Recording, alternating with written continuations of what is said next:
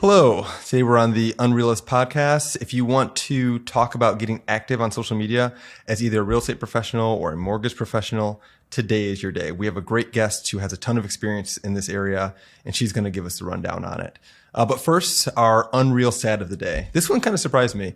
Our Unreal Stat of the day, according to social media today, is that 60% of real estate professionals think that being active on social media is actually even more important than having their own website. Yet only 30% of real estate professionals are actually active. So there's some kind of mismatch there. People want to do it, but they're not getting there. So this is a perfect time for me to introduce our guest. She is Raquel Borras. She's been in the mortgage industry for almost a decade and also spent years building up her own personal branding. Raquel, welcome to the show. Thanks, Kyle. You're welcome. Thank you for being here. Yeah. Okay, so tell me about how you got into this, both mortgage and also the combination of mortgage and social media. Well, I think everybody has the same answer when they're in the mortgage industry. I just fell into it. I mean, that's kind of essentially what happened. Is I happened to have a really good friend of mine that was a loan officer, and I was, looking for a different career, make better money, and that's where I ended up. And I started out in business development, just being someone that I love networking, building relationships. I'm a people person. So business development was perfect. But with business development, social media started coming along. And so I realized that business development belongs on the internet, and it's a different way to network and put yourself out there. And I did it in such a way that my role at the company changed, and I suddenly became a branding manager, a marketing manager. And that was actually before personal branding was even a thing.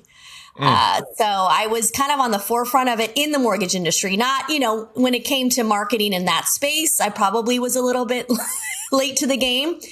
But as far as within the industry, we all know how kind of antiquated it was for a while. Sure. So I kind of looked like I was someone that I was, that forward thinker. But no, I just was intuitive and understood how important it was to start building a presence online.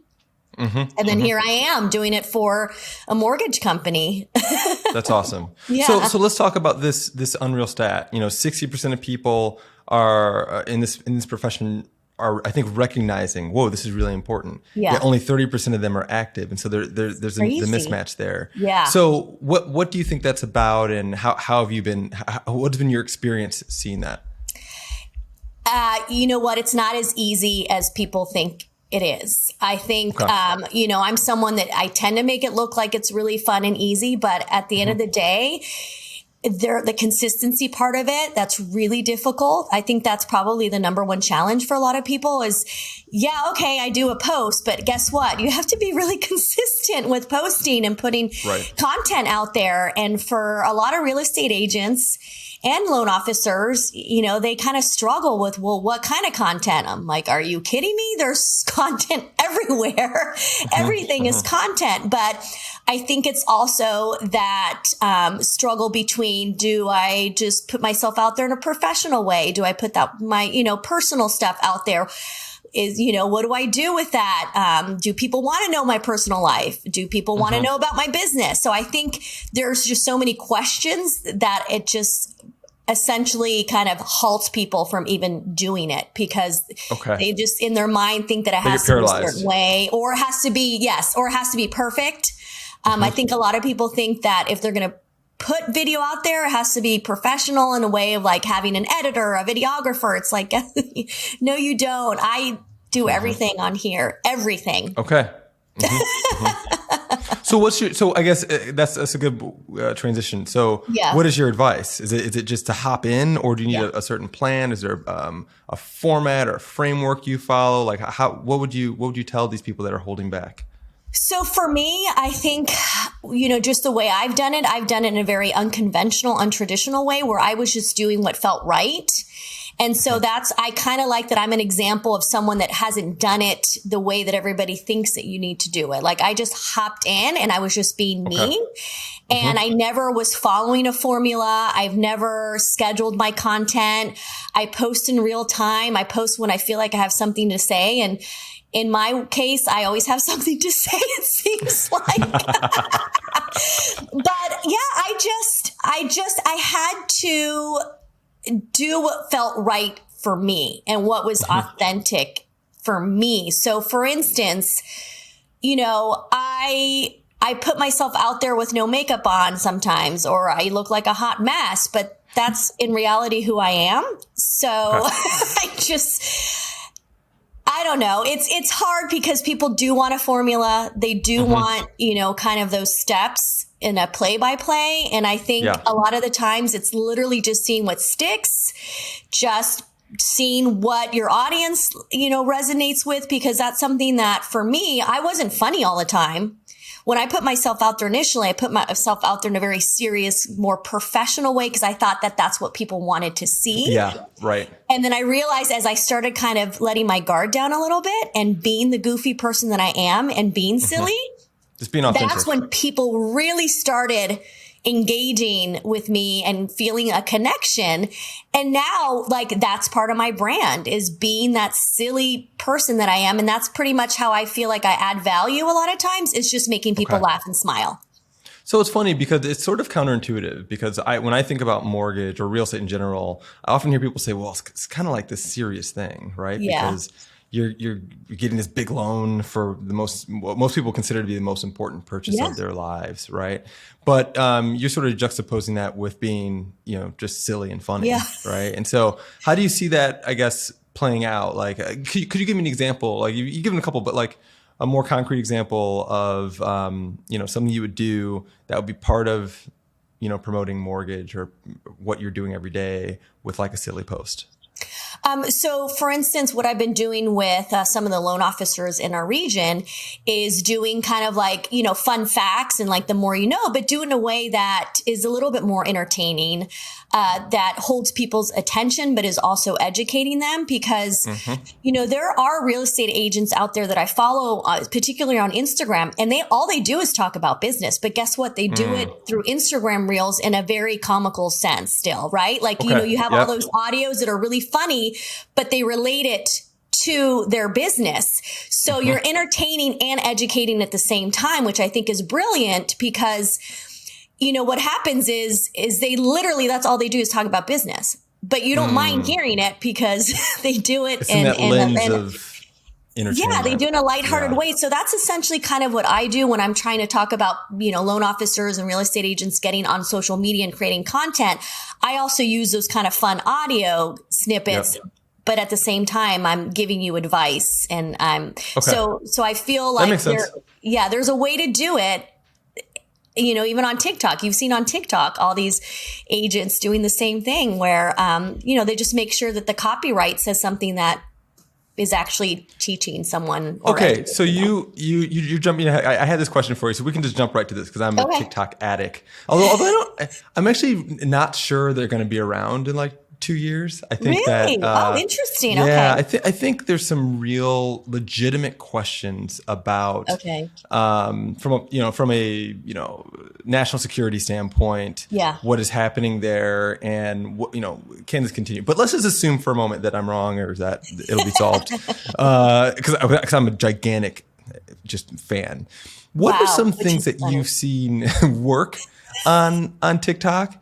And what are some things that you feel are like cringy, don't work? Like what, like for in our space and, you know, real estate professionals, like what's working on there? So it's interesting that you bring up TikTok because I still have this like fear of that platform. I'm on it. Okay.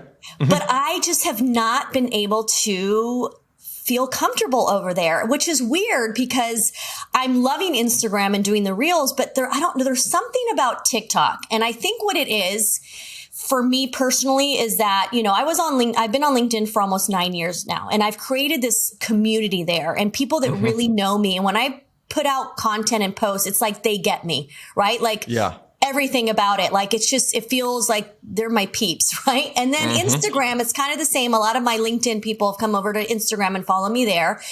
Okay. When I go and I post on TikTok, I feel like it's going out to like the most random strangers. And then a lot of the engagement that I get is actually kind of like yucky engagement where they're like criticizing me or judging me. And a lot of it's because it's people that don't know who I am. Okay. And so I feel like the community part of it, even though some people would say the opposite, I haven't felt that over there at all. And for me, that is so important, is having a connection with the people that are actually consuming my content.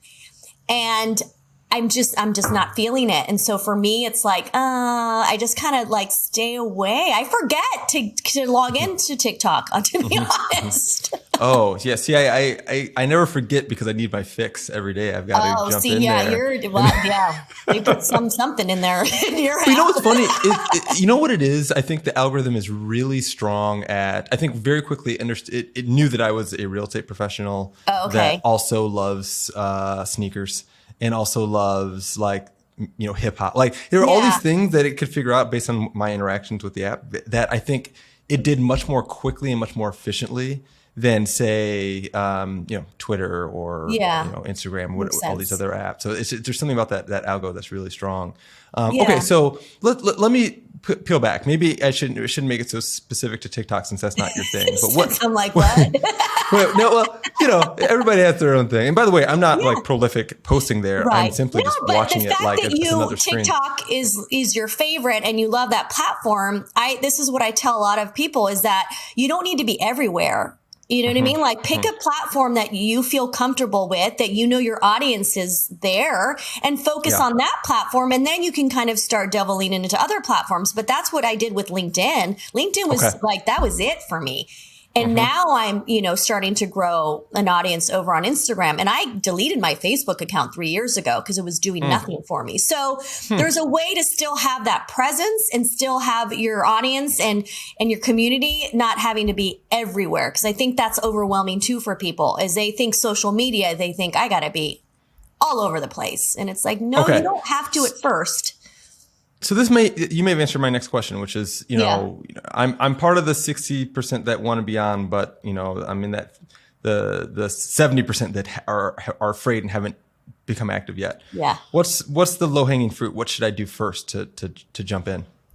Well, for instance, platforms like Instagram, they are trying to compete with the TikToks of the world. So Instagram Reels right now, they're pushing those, their, video. Their Instagram is turning more into a video platform where before it was just pictures, right? So it's understanding what that platform is pushing, because if they're pushing Reels and you're doing Reels, guess what? You're going to have a broader audience. But it also changes all the time. Like, Instagram had just announced several weeks ago how they were changing the algorithm, that people were complaining that they were seeing random people's Instagram reels and they weren't appreciating that. Well, guess what? Everyone's engagement plummeted. And now people are like, wait, because we got so fixated on the vanity metrics and on the views. When you see your views plummet, psychologically you think, oh, no one's seen my stuff. No one cares. I suck. And it's like, no, that's not the case. It's your audience it's just the more niched audience, which I think is actually more important, right? Like I'm the type of person where I'm not trying to go viral. I've never gone viral because guess what? Usually when you go viral, it's just the most random people seeing your stuff, right? It's just going all over the world. And people might see it, but at the end of the day, like, is it actually bringing business in? Is it actually having those, clients or customers that you're trying to reach? Are they actually like seeing it and paying attention? And I think that's where we get lost. And when it comes to social media, we're just so focused on those numbers. So it sounds like you're saying pick one, whether it's Instagram, Reels, or LinkedIn. The low hanging, like the first thing to do is just pick one and go. Just pick one and just go. And once again, you're gonna have to play around with your content, and you're gonna have to see what your audience wants from you and how they connect emotionally, right? Because what you put out there could be very different than what I put out there. So then you might be attracting a very different audience, which is fine. That's another thing too, is that not everybody has to follow you or like you or, connect with what you're doing. There's billions of people in this world. You're going to have an audience. It's just figuring out, what is going to keep them, focused on you when you create content. Cause that's another thing is our attention spans are like, just tiny, and it's getting worse. And kind of the competition's getting even, harder out there, like, cause you're competing with so many other people doing the same thing. So it can be overwhelming. I'm not going to lie. I'm not going to sit here and pretend that I don't have my moments where I'm like, what am I doing? Right. Yeah. I just want to disconnect. I get it. So, okay. It sounds like, I'm following you there. Okay. What trends are you seeing specifically with real estate professionals, mortgage professionals, et cetera? Like, what's working on these social media platforms? I think a lot of it is just being very lighthearted and kind of funny with your material, but have it be educational at the same time. I mean, there's two particular real estate agents that are here locally. And when I moved back from Northern Virginia, I had to kind of start, hashtag San Diego Realtors to kind of get an idea of who the players were here and who was doing what. Yep. And it was interesting because, there are a couple real estate agents that just started doing the Instagram reels and just every day being consistent. And funny thing is that I went to two different real estate events in different areas of San Diego, and one of them was at each event. And I honed in right on that person. And I went right up to that person and I was like, oh my gosh, I follow you on Instagram. One of them has 19,000 followers. He said that he had 900 followers just last year. Wow. And he grew, and it was all organic. He's like, I don't buy my followers. It was just organic. It was being consistent with it every single day. And he goes, now the leads that are coming in are ridiculous. Same thing with the other guy. The other guy went to another event, went straight to him. I was like, oh my God, I follow you and you're so funny. Sure. Same thing. 16,000 followers just started. He's getting a ton of leads through there. So it's just a perfect example of not only were they recognizable, but the fact that I felt like I knew them. Like, I think that's what is really cool about social media is it takes your networking and takes those relationships to like from 0 to 100 like that, because you already feel this connection with them. So when you do meet them in person, it's just so much easier. Sure. And then the fact that I went up to them, I'm not the only one. They must have plenty of people that go up to them. So how cool is that? You're just like, business is coming to you. Yeah. No, it's amazing. Yeah, it's really this idea. Well, the thing I like about social media and why we really started to invest more time in it is it really started to fit that sort of inbound content sales flow. Where instead of being out, like, the sort of opposite would be, getting on a phone and calling a list of people and saying, hey, do you want to sell your house or buy a house today? That's the outbound. And then we found that creating content, people are coming in because we were educating them and entertaining them about whatever the subject was. And social media is that on steroids because you can do it every single day, live, video, whatever it is, right? So there is something about that where it just attracts the people that you sort of want to do business with versus, kind of trying to call and get them in your, into but I business. get where people are really kind of insecure about how they're going to be viewed and seen and perceived and the judgment piece of it. I totally get that. But I truly believe that if you show up in the most authentic way and you're showing up and you're and in a way that it's like coming from a good place and you really are trying to help, then I don't see how you can really be trolled or have hate towards you. I really don't. I mean, and I say that only because through my experience, I get asked a lot like, oh, how do you do with trolls and haters? I'm like, you know what? I don't have any. And I'm not trying to say that in like a pretentious kind of like, oh, I'm so great way. It's like, I just show up me. And so it's like, I think people are kind of like, all right, well, she really truly is being who she is. So at this point, like, I can't really like judge her for it. I like more of like, hey, kudos to you for just being unapologetically who you are. And so I think if anything, you get more respect.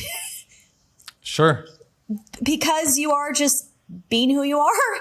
So that's why I tell people like, just try to do your best to show up as you. And like I said, I get it. It's difficult, but once you start doing it, it just gets easier. the more you do it. And then you start seeing people react in a way that they're like, oh my gosh, I totally get it. And I feel the same way that you do. And I'm so glad that you said that because I've been feeling that way. And then suddenly you're like, oh my gosh, I'm like actually helping people. Right. And then when you know that you really are helping people, you want to help even more. At least I'm like that. I love helping. I love giving, all of those things. That makes sense to me. So, okay. So let's switch gears a little bit. Okay. Let's talk about just straight up mortgages, because I know that you've been in this business for some time. You're seeing it, you're living it.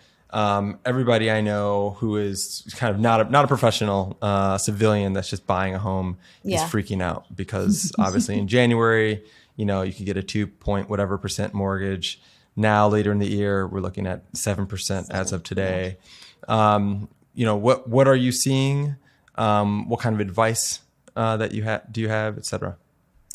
Well, I'm seeing that there's a lot of fear, right? Everybody's just kind of like, oh no, what's happening? And when there's fear, it does paralyze you. I will be honest with you in the sense that I'm actually looking to buy an investment property.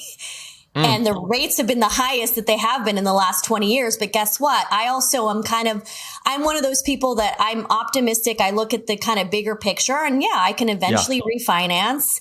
I kind of am like, you know what? Everybody's freaking out. So this is when it's like that time to kind of take that risk because I can. I don't know. Once again, I like to go against the grain. I'm like, oh, it's a real thing. Out. Like, guess what? I'm going to dive in and so I'm already looking to do something where, I buy a property. And so for me, like, I just feel that we just tend to let the fear overtake us. And it's really not doom and gloom. I don't feel that way. Yes, I get it where a lot of people are being priced out of the market. I do get that. And what you could afford last year, you can't afford this year. But I feel like there's no reason to like literally freak out and then just start scaring everybody else too. I don't know. No, there is a lot of fear mongering. There's a lot of that going on. I think it's like that fear is just sometimes a little bit excessive. That's just me. when it comes to advice, because I've heard people talking about this. We talk about a lot internally. This idea of if you have the capacity to buy while there's some fear in the market, but you have to be able to stomach and afford these higher rates, and then kind of prepare to refinance or do something else within a little bit later. Is that how you're thinking of it? Yeah, I don't know. I mean, I've spoke to my boss, and because I called him, I'm like, all right, I think I'm going to dive right in, and he was like all for it. He was like, all right, let's do this. And so for me, I kind of would love to, what I'm thinking of doing, and once again, being that I do social media and everything, I was like, I think I'm going to document my process. If this really goes through, I'm going to literally document every step of the way so that people can really get an idea of what it's like, especially for someone that is in the industry, because it's I'm still learning. Just because I'm in it doesn't mean that I get what's going on, and I have to ask questions and get advice. And, for me, once again, like I try not to let too much of the outside noise dictate what I do. Just because, you do hear all these people saying when during a recession, that's when billionaires are made, or during, when real estate, when it plummets, that's when people start buying in cash. And then, years later, they're like, oh my gosh, look at all this money I made. Right. So I try to look at it in that way, but I get that my vision is different than other people's vision. And I respect that. But I also want to be someone that's like, hey, not everybody is going to be negatively affected by it. Sure. No, I want to be the positive story. It's a very sort of like sober view. Yeah. I mean, I think it's, I can't remember I think it's Warren Buffett that has this quote that's like, when people are fearful, that's when I get greedy. I'm going to botch this quote, but it's like fear versus greed. And when people are very fearful, that's when he gets greedy. So it reminds me of this idea that when everybody's kind of freaking out, oh my gosh, and then you're like, okay, then you buy, and then later on, you get to reap the rewards of kind of having a steady hand. Because there's no bidding wars right now. I don't have to worry about that. I mean, prices are dropping here and there. Like I just looked at a listing and they just decreased the price on it. You can maybe haggle a little bit more. Yeah. I don't know. I look at some of the positives. There's, like more inventory seems to be popping up. I don't know. That's just what I'm seeing. So for me, like when I'm looking at it, I'm kind of like, oh, this is like a really great opportunity. Awesome. And when you think about the fees with respect to, obviously there's always the commissions that go into the brokerage, and then the fees that go into the mortgage piece of it. Do you have a perspective on that, where you can get saving? Obviously, we're a platform that's focused on saving fees all the time, whether it's on the mortgage or on the brokerage. But do you have a perspective on where there are opportunities to save when you're buying a home in this, beyond just haggling on the price? Yeah, well, I think, there's a lot of mortgage programs out there. Like I know our company has been doing, we have a buy down where, and then there's seller credits now, and people, so there's things that are happening to help. So I would definitely ask the loan officer and the real estate agent, like, hey, does this particular company have different products and programs? Because there are some that are coming out to help, to alleviate, because we all get it. We get that for a lot of people, it's really these interest rates are stopping them from buying. So we're doing what we can to be able to alleviate that. So yeah, there's definitely, programs and products out there that are trying to help. It's just, once again, being educated by them, because a lot of the everyday consumer still believes that you have to put 20% down and have a 30-year fixed mortgage. Like it's incredible how many people still believe that. And that's like, are you kidding me? There's and there are plenty of programs I've seen. Yeah, no, for sure. I even saw recently, so it hit my inbox. There was a 3% down program that seemed pretty widely available. Like it wasn't sent to me because I'm special. It was like we have like a 3-2-1 buy down. We have we have a buyer accept program for cash buyers. I'm like, there's so many things that we are putting out there for that reason. That's awesome. So okay, so I just want to do a quick recap. It sounds like both as a mortgage professional and as a social media expert, what you're saying is, first of all, you just have to kind of take the leap. You got to get in, right? So that's number one. Number two, it sounds like, pick one. You don't have to be everywhere. And I think a lot of people feel like they have to, make it perfect. And you're saying, jump in, pick one. It doesn't have to be perfect. Use your phone. You don't have to get a lot of producers involved, anything like that. Just go. Is that something like the major sort of takeaways around this? Yeah. And it's okay to be a little bit vulnerable and transparent of like, hey, this is my first video, or I'm new to this and I'm trying to figure it out. Like, guess what?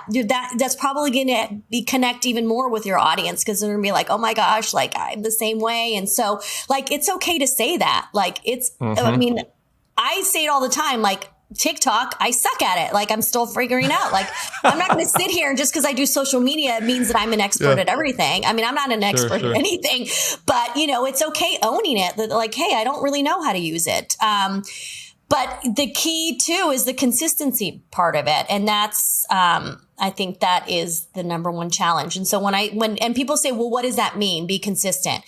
Be consistent with what I think it was my friend that said the other day, and I'll probably botch it too. Like, be consistent with what is like that can be consistent, or like, it was weird, but essentially like if you can be consistent of posting every single Monday, then just post every single Monday.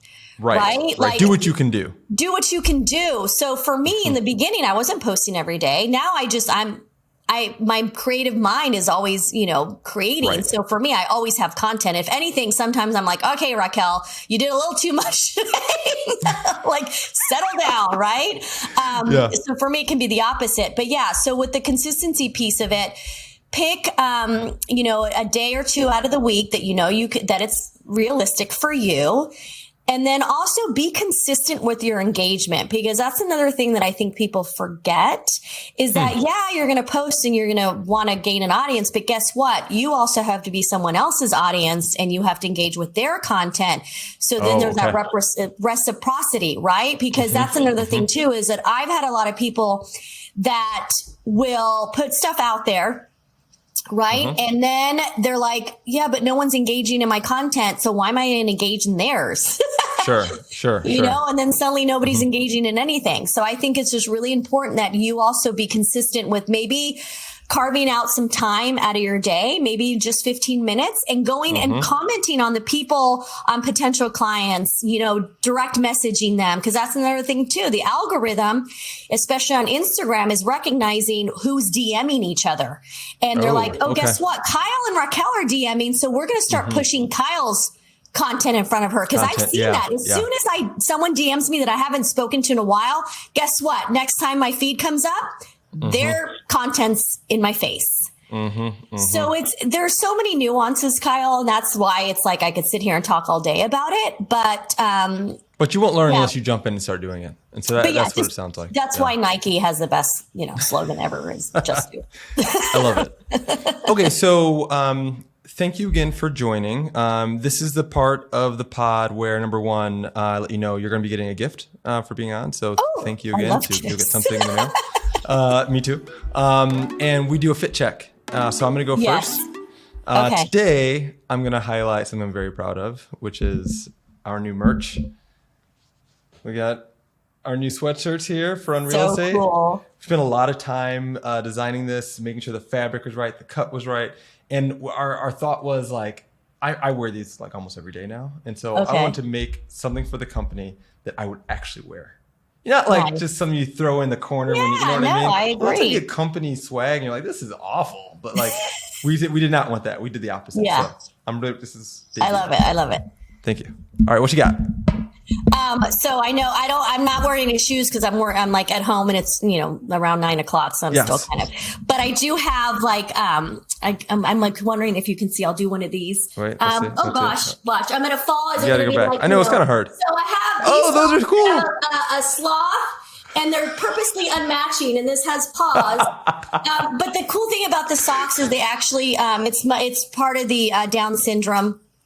Amazing. Talk about it. So it's money. Okay. So every year they sell socks and money goes to Down syndrome. I have a good friend whose daughter has Down syndrome. So I have a ton of these socks because they're just super cool. Anyway. That's amazing. What is the name of the group? We'll post it. You know what? That is, I should have actually had the name of the group because there's different, nonprofits that help. Yeah.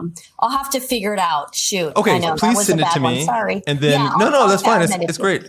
We'll add it and we'll post it on our website. I would love to support. Maybe get a pair of socks. It was like $5 a pair. It's not expensive at all. Yeah. All right. I think that's all we have today. Thank you so much. Loved having you on. We'd love to have you on again, and we'll talk soon. Awesome, Kyle. Thanks, everyone. Oh, wait. Sorry, I forgot. What else besides the Down Syndrome Foundation, which we'll get? Anything else you wanted to like? How can we find you? How can we reach you? So I'm obviously LinkedIn, Instagram. I don't have a website, oddly enough, but I do have a YouTube channel called Rock the Boat. That's a whole nother passion project of mine where it's, having candid conversations with our youth. So I have 67 episodes up there where it's just conversations with our kids. And that's essentially kind of, I have, like I said, a whole nother passion project where it's about bridging the generational gap between I love that. Ourselves and our youth. So I'm super, super passionate about her. All right. Rock the Boat on YouTube. Yeah. RAQ, just, because Raquel, rock the boat. Get it? Yeah, I get it. That's cool. Okay. We'll include a link for that as well. I will follow you and we'll chat soon. Awesome. Thank you.